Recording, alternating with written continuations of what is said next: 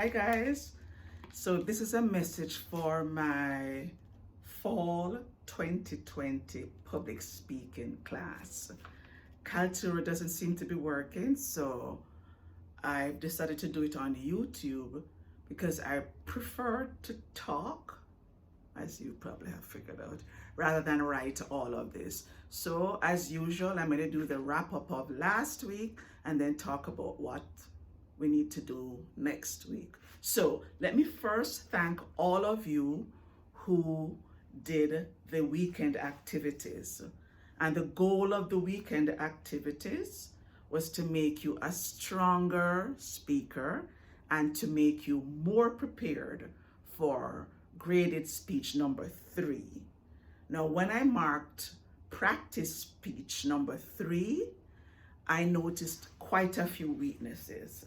And I figured that if you can be made aware of these weaknesses, then you will know how to improve them. So I did that speech on the curveball, life's curveballs, and most of you identified a lot of weaknesses, which was good, but the main weakness was that there was no central idea. And when there is no central idea, it's a very weak speech with very little focus. And one of you made the comment, which I quite liked, where you said it was hard to figure out what I was talking about. Exactly. And that's what happens when you give me a speech and there's no statement that says, so today I am going to talk to you about. And apart from saying, so today I'm going to talk to you about, we should be hearing it from the attention grabber, from when you bond with the audience, from when you give your credibility. We should be hearing it. And speaking of giving your credibility, you do not always have to say, I've done this and I've done that. Like for the second speech, the improved speech, the one about life hurts, I never said, I've done this or I'm credible. I didn't say that, but I told you enough to tell you that I was credible. I told her that this is what I now do every time I go through a crisis. I told you that this is what happened to me and my son. And that was my credibility. So for those of you, and for those of you who have not watched those 2 videos, you're missing out, guys. You are missing out. I went through and some of you didn't do it. So, but if you did it and you got it, then it means that I know that as of now, all of your speeches are going to be better and your introductions are going to be better, because when you start to analyze more and more speeches, you begin to see what works and what doesn't work, and you will be able to be more critical of yourself. So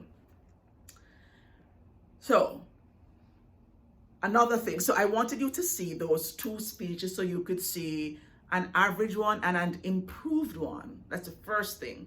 The next thing I wanted you to now think about was research, because when I watched most of those speeches, that was another issue. There was not enough research. So I did this video on doing research because I want you to be aware of how to quote, summarize, paraphrase, and I want you to be thinking about primary and secondary sources. And more than anything else, I want you to realize that Google is not your friend. Believe me, Google is not your friend. Google is when you have casual things to do. But if you're doing academic work worth 25%, no, Google is not your friend. The library, the databases in the library, they are your friends. So I want you to first watch that video and summarize it, because and summarize and think. Don't just summarize it without thinking. Summarize it, and as you're summarizing it, go back to that video on how to learn from YouTube videos, because you have to learn. I don't just want you watching it, I want you learning. And the evidence of learning is the outcome. So I got speeches that really had very little research. So let me emphasize that I need to see research in the introduction, and for each of the body point, I need to see research in each body point. And in each body point, I expect to see more than one source. So if I were to give you an average, I expect to see a minimum of 7 sections with research. 7 minimum. 3 body points times 2 makes 6, and the introduction should have some research somewhere. 7. So that's the focus. That's the standard. 7 pieces of research. If you don't have 7, you're not likely to get an A, because an A speech adds to our body of knowledge.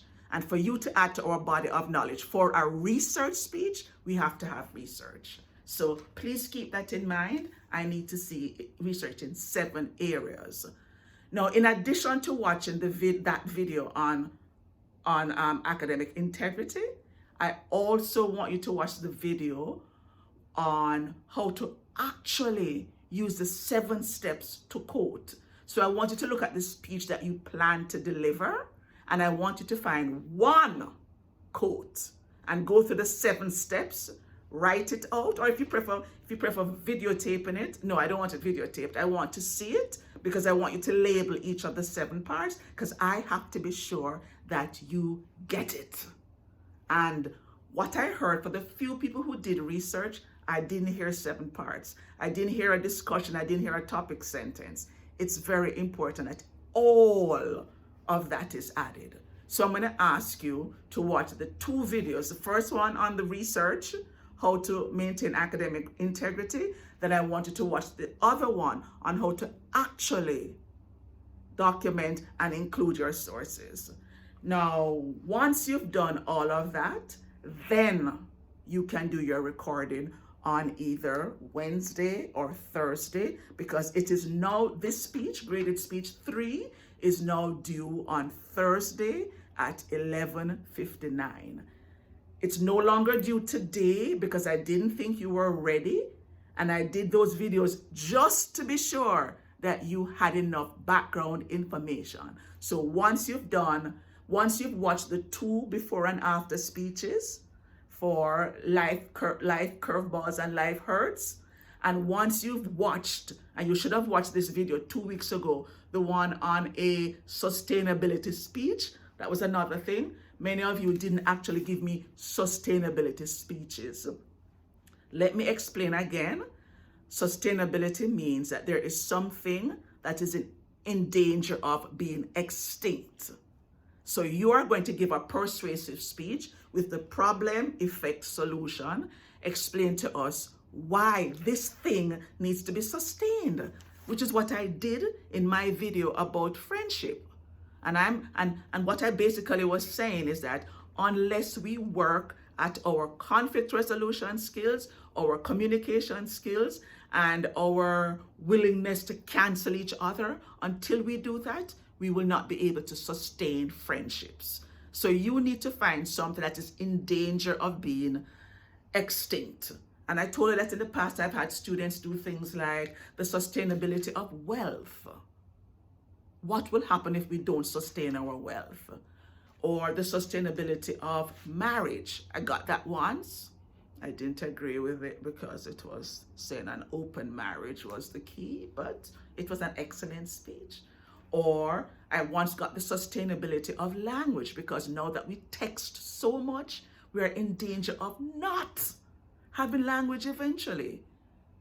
And that is the aim of a sustainability speech, showing us that this is a problem, showing us that this is the effect, and showing us what we need to do so that we can sustain whatever it is you're talking about. If it's not a sustainability speech, your grade is going to be less than 50%. So be very clear. But I don't want the sustainability of the earth, nothing to do with the earth, because we're over that now. I want you to be creative. Anything. You can talk about the sustainability of anything. One of your classmates did the sustainability of a good mental attitude so that you can lose weight. Oh my God, I thought that was brilliant. The sustainability of, I don't remember how he put it, but it basically means, I know you're listening to me. Thank you for that one. I thought that was excellent. The sustainability of the right mental attitude so that you can lose weight. So it can be, just be creative, guys. Anything that matters to you, think of it as you needing it sustained. And that would be a good speech, okay? So that's another thing. So on Thursday, you have the sustainability speech that's due, but there's a lot of work you need to do before. So to recap, you should have already watched the sustainability speech, my sustainability speech, where I gave you a model with annotations. That's the first thing. Then you needed to watch Life's Curveballs, which was a decent speech, but it didn't have a thesis and it lacked a central idea. And then you needed to have watched the improved version, which I called Life Hurts. And you should have done reverse engineering on all three of those speeches. That's the first thing you should have done. Once you did that, you should have then watched the video on, having a brain freeze, guys. You should have watched the video on academic integrity, and then you should have watched the video on how to actually conduct, how to actually create a speech, how to actually quote and how to integrate sources. So those two on academic integrity need to be summarized, and then you need to also give me an example of one quote that you are going to show me how you went through the 7 steps. Once you've done all of that, then you're ready to do your recording on either Wednesday or Thursday, because graded speech 3, which is worth 25%, is due on Thursday at 11:59. Once you've done that, you can breathe for a day, because then you have to start to think about your passion speech, which is speech number 4. Now, as a rule, I do not give feedback. I do not watch practice speech number 4, because you only get feedback from your classmates. However, because I'm not very sure about what I'm going to get, because I've not seen the greatest strength so far, I've done another video on how to go through the 14 or so steps for speech making, the speech making or speech writing steps. I will have that video available by tomorrow, or well, by Thursday anyway, because Thursday you have to finish up. So you're not going to be focusing on this before Thursday. It will be available by Thursday. And what you're going to be doing is going through the steps 1 to 14, and you're going to be posting it in the discussion forum. Everybody will post so you can look at each other's. I have to see that. And I have to okay it before. Now, some of you have not been doing practice speeches. This is a requirement. Everybody has to do it so that I can see what you're coming up with, and I can be sure that it's okay. And then you can do your practice speech number 4, give each other feedback, and then you do graded speech number 4 worth 30%, which is like an exam. It's like the final exam, okay? So all of that has to be done. I need some brilliant speeches, guys, and I know you can do it. But you really have to apply yourself a little bit more, and you have to take it seriously. One of my students said, I thought this was going to be an easy course. And I said, who told you that? It's not easy. Public speaking is not easy. It's supposed to be one of the greatest fears people have, speaking in public. How could it be easy? So please keep all of that in mind and work on it. Remember, email me. Let me know if you have any questions. And I'll talk to you soon. See you in the next video, guys. Bye for